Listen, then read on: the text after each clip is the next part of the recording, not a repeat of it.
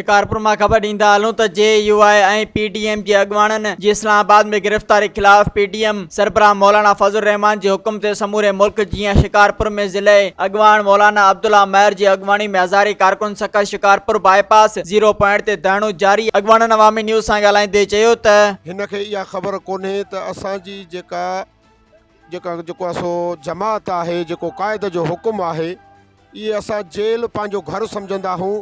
शहादत असांजो ॾाज आहे। असांखे काई डिॼण जी ज़रूरत कोन्हे का। हे पाण अवाम खे यरगमाल बणाए करे हे कुर्सीअ ते आयो आहे।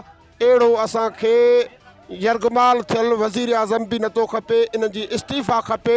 हाणे ॿियो कमु कोई न थींदो, रोड रस्ता ख़ाली न थींदा जेसि ताईं इहो इस्तीफ़ा न ॾींदो।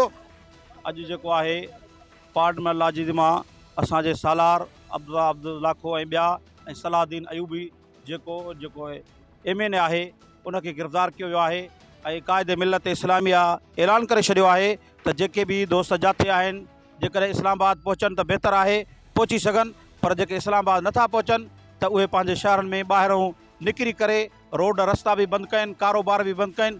यानी कि हिन हुकूमत सां मौलाना फज़लुर रहमान ऐलान जंग करे छॾियो आहे त जेसि ताईं इमरान खान न वेंदो तेसि ताईं असां जेको आहे रोड बि न खोलींदासीं। इहा बदतरीन रियासती दहशतगर्दी आहे जेका इमरान खान कई आहे ऐं इहो बौखलाहट जो शिकार थी वियो आहे।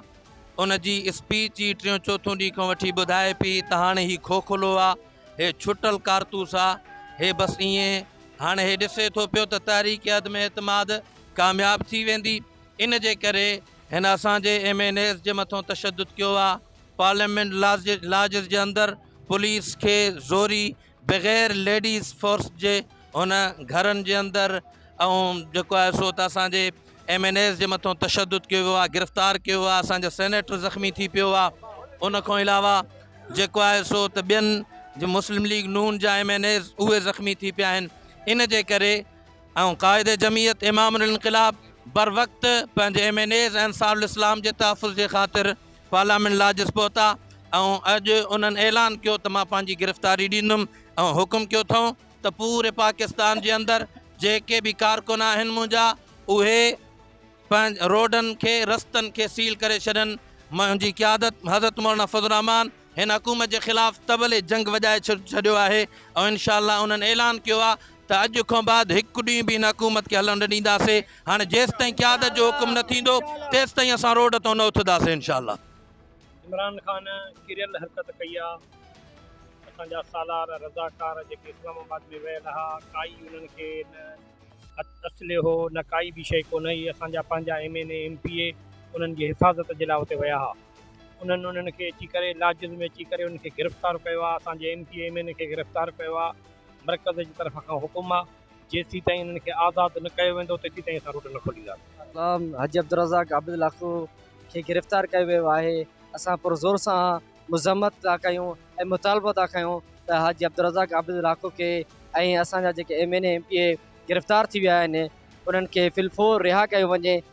जब हमारे कारकुनान इस्लामाबाद अपने MPN हजरात की सिक्योरिटी के लिए गए थे तो वहाँ पर वो बग़ैर किसी असलहा और बग़ैर किसी लाठी के साथ गए थे।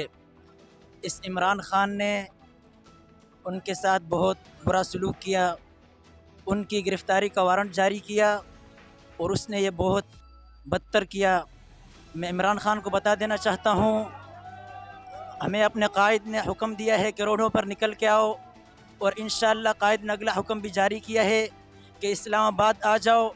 मैं इमरान खान को बता देना चाहता हूँ, हम कायद के हुक्म पर लब्बैक करते हुए हम शिकारपुर से इस्लामाबाद तक पहुँच जाएंगे और इंशाअल्लाह आपको पार्लियामेंट से और बनी गाला से गले से दबोच कर निकाल कर लाएंगे। मज़ीद ख़बरन ऐं तफ़सीलात लाइ विज़िट कयो असांजी वेबसाइट www.awamiNewsHD.com ऐं ॾिसंदा रहो अवामी न्यूज़ HD।